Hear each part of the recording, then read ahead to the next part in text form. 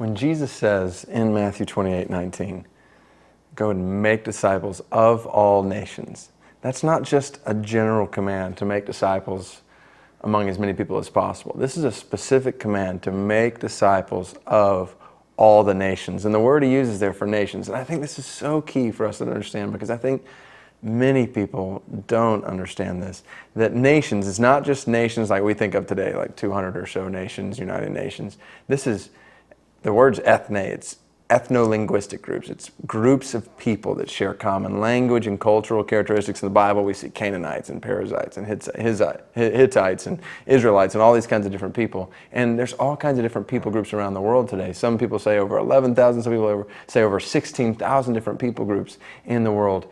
And Jesus said, make disciples among all of them. And out of that 11 or 16,000, however you want to define it, there's at least 6,000 of those that are categorized today as unreached, meaning less than 2% of the people in that people group are followers of Christ, which practically the way that plays out is, if you're born into one of these people groups, you'll be born, live, and die, and the likelihood is you'll never hear the gospel.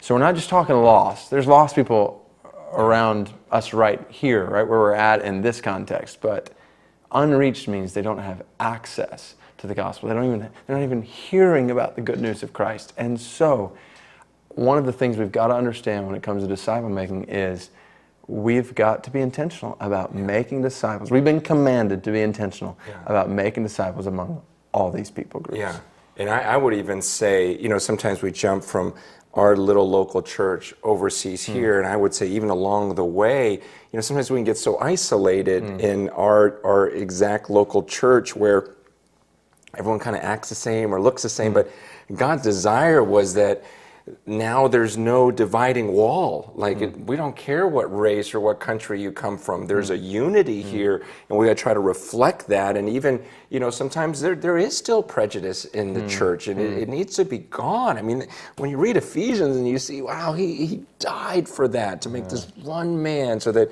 we don't distinguish ourselves by our race anymore. It's just, man, we're family, and to help the church become that, and that starts with us as individuals, and talking to your disciple. Maybe there are some prejudices. Maybe there isn't a love for people in Asia, the Middle East, or wherever it may be.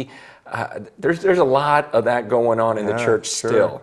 And we're not painting a beautiful picture of that and a love for all the nations. So we need to be open along those lines to, what are even different people groups that are represented around us. The reality is God's brought all kinds of people groups from around the world to the United States and to other countries around the world. And so next door there might be people from an entirely different people group, and we don't want to, in prejudice, ignore. And at the same time, so God's brought them here. God may be leading us to go somewhere else. I think one of the key things that I would want to talk with every disciple maker about is, all right, where can you most effectively make disciples of all nations? And we just think the default is where we're most comfortable, where we grew up, where people are most like us. When the reality is, if there are 6,000 plus people groups who have never heard the gospel, the default may actually be the Lord leading us to go to another people exactly group. Yeah, so we assume stay unless we hear this voice from God to go. But why not the opposite, since he already gave us the voice to go, make disciples where you're going to be most effective, where people are unreached, unless there's a real strong calling that you're sure you're supposed to stay. And so this may be a good week to talk with your disciple and surrender. Both of you surrender, and maybe just even have a globe there or whatever, and just say, Lord, I literally will go anywhere on the earth. It would be an honor to go anywhere on this planet for you. I'm assuming because maybe you're in a city where there's already a lot of churches, a lot going on.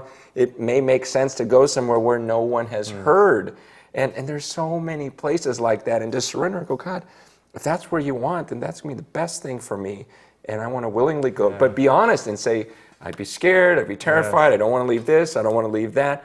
And just say it, pray about it, pray for the courage, over each other to say, are we willing to go our separate ways? Are we willing to go different places, different countries? I mean, it's great that we have this connection and this discipleship relationship, but God may call us to the ends of the earth, and let's surrender to that right now and really believe that this would be to His glory and for our joy. Yes, do that, and let's just see what God does.